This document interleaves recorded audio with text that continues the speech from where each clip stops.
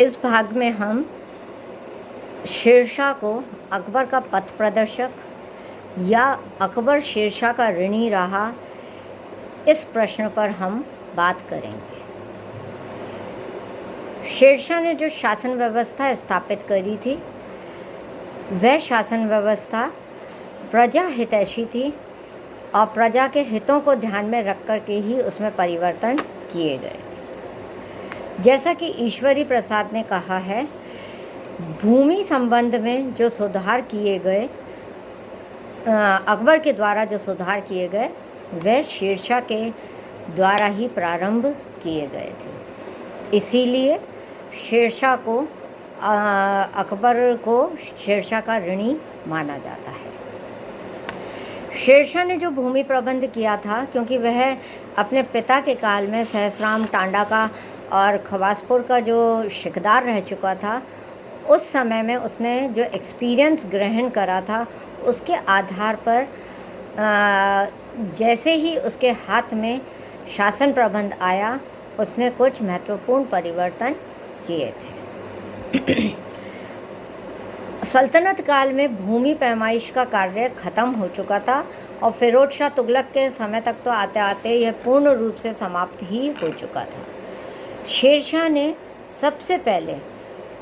कृषि संबंधी कोई भी सुधार करने से पहले उसने भूमि की पैमाइश करवाई थी और सारे राज्य की भूमि का उसने निरीक्षण किया था, जो कि अहमद खां के नेतृत्व में किया गया था। पैमाइश के लिए भूमि का एक रजिस्टर बनाया गया था, जिसमें प्रत्येक भूमि का क्षेत्रफल निश्चित लिखा हुआ था। पंजाब के, क्योंकि भूमि का पैमाइश बहुत मुश्किल थी, इसलिए वहाँ पे वास्तविक उपज के आधार पर ही लगान को वसूल करने का प्रथा बनाई रखी थी।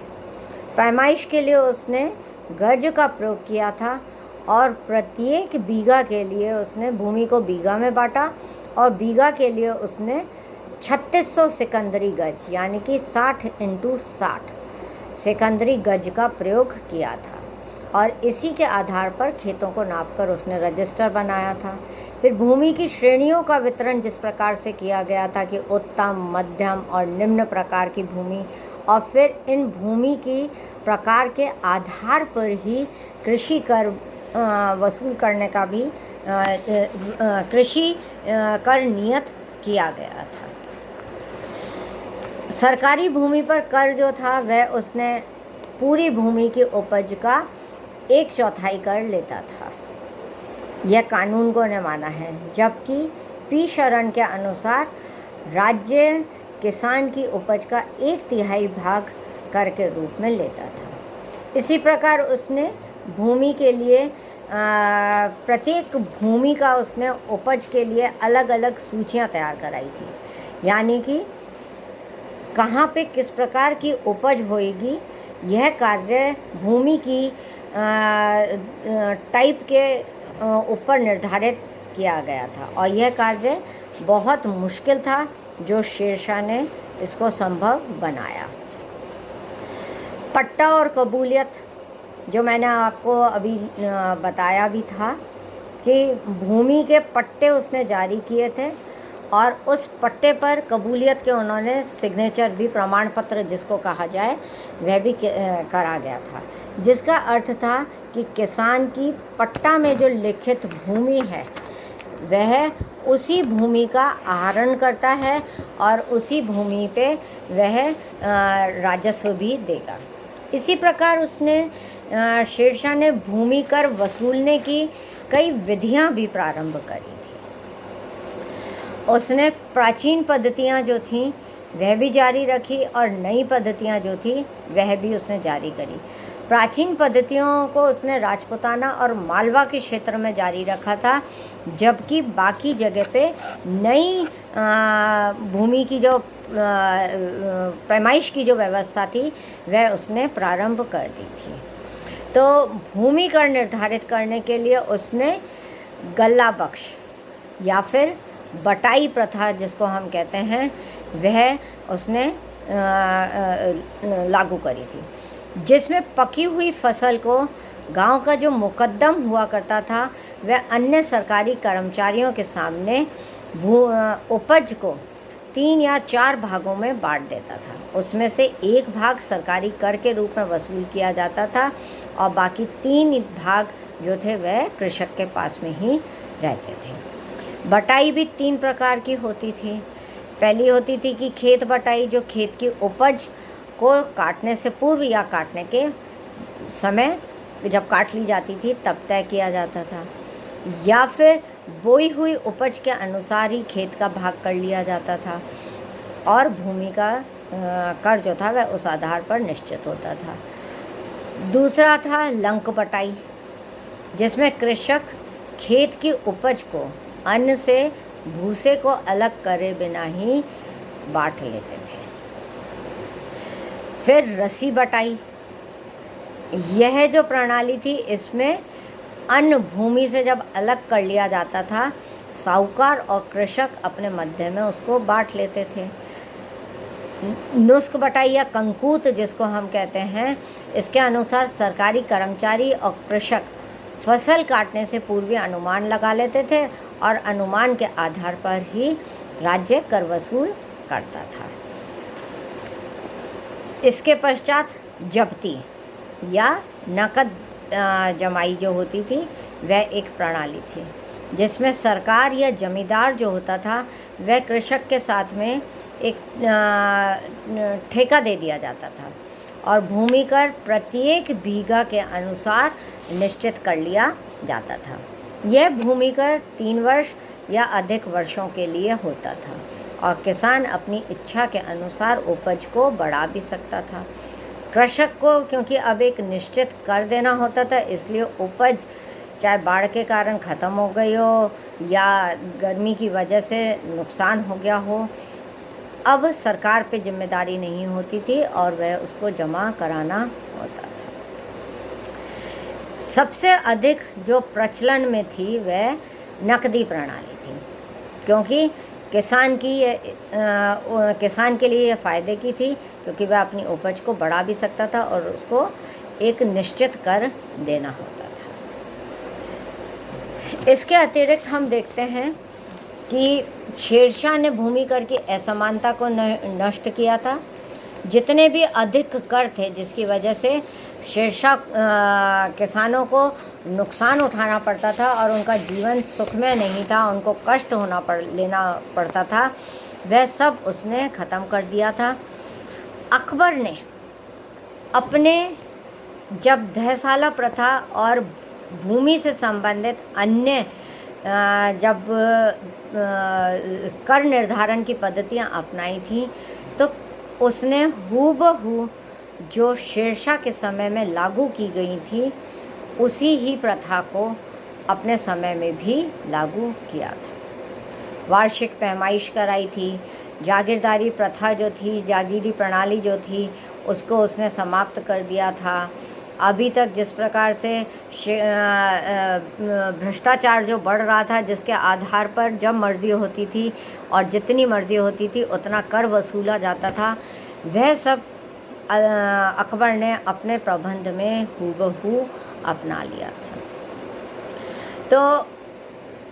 जिस तरह से कर की डिफरेंट प्रणाली थी, भूमि का विभाजन था, पोलज, परत, चच्चर, बंजर, इन सभी विधियों का प्रयोग अकबर ने अपने समय में किया था, जिसका नतीजा यह निकला था कि उसकी राजस्व उसके समय में उसे राजस्व दुगना वसूल करने की सहूलियत प्राप्त हुई थी। शेरशाह के द्वारा जो अन्य प्रबंध किया गया था कि उसने केंद्रीकृत शासन व्यवस्था करी। केंद्र को उसने सरकारों में बांटा, सरकार को परगनों में और परगनों को ग्रामों में। अकबर ने अपने समय में इसी प्रकार से अपने पूरे साम्राज्य को सरकार में विभाजित किया था और सरकारों को परगनों में विभाजित किया था। तो इस प्रकार से अधिकारी गणों को भी उसने उसी तरह से अपनाया था। तो इस प्रकार से हम देखते हैं कि शेरशाह के द्वारा जो एक संगठित सैन्य प्रबंध, कुशल प्रशासन, योग्य भूमि प्रबंध और जागीरी प्रथा का अंत जो किया गया था, उसके आधार पर अकबर ने अपने समय में जो सुधार किए और इन व्यवस्थाओं को अपनाया, उसके कारण से अकबर का पथ प्रदर्शक शेरशाह को हम मानते हैं। प्रश्न अब ये है कि क्या शेरशाह का शासन प्रबंध समय के अनुरूप था और क्या हम इसको बिल्कुल सटीक मान सकते हैं कि उन परिस्थितियों में यह पूर्णतः सही ढंग से अपनाया गया था और सही मूल्यांकन इसका किया गया था। हम देखते हैं कि शेरशाह के शासन की जो कमज़ोरी थी वह मुख्य रूप से जो थी वह उसका एक बहुत ज़्यादा केंद्रीकृत शासन था, जिसमें कि मंत्रिमंडल की उसने विभाग तो बनाए थे और विभागों के प्रमुख बना दिए थे, पर ये 5 विभाग थे, 6 विभाग थे और इन 6 विभागों की सहायता से ही उसने पूरा प्रशासन चला लिया था। परंतु सहायता के लिए या सलाह देने के लिए उसने मंत्रिमंडल का कोई निर्माण नहीं किया था। इतने विशाल साम्राज्य के प्रशासन को चलाने के लिए मंत्रिमंडल का होना अनिवार्य था, किंतु शेरशाह ने इस ओर ध्यान ही नहीं दिया था और इस कारण से हम देखते हैं कि कई बार उसके समय में ही केंद्रीय और प्रांतीय शासन के बीच में कभी हमारे को एक संघर्ष भी नज़र आता है और जिस तरह से उसने इतना कठोर केंद्रीयकृत शासन करा, उसका परिणाम हम ये देखते हैं कि उसके पश्चात उसके आने वाली जो जनरेशन थी जिन्होंने शासन किया था, वे इसको चला नहीं पाई, क्योंकि उसने जिस प्रकार से केंद्रीकृत संगठन बना दिया था वह संगठन आगे चल कर के नुकसानदायक साबित हुआ। सरकार चलाने का जो तरीका होता है कि वह मंत्रिमंडल से सलाह ले, वह वहाँ पर नदारद था और सम्राट की इच्छा और सम्राट जिस प्रकार का कार्य करवाना चाहता था वही कार्य संभव हो पाता था। पर उसके आने वाली जनरेशन जो थी वह इस प्रकार की योग्य नहीं रही, इसलिए संगठन निर्बल होता गया और एक सुयोग्य और प्रतिभाशाली व्यक्तित्व के शासक के अभाव में उसका शासन तंत्र उसी के समय में ही छिन्न भिन्न हो गया था। मगर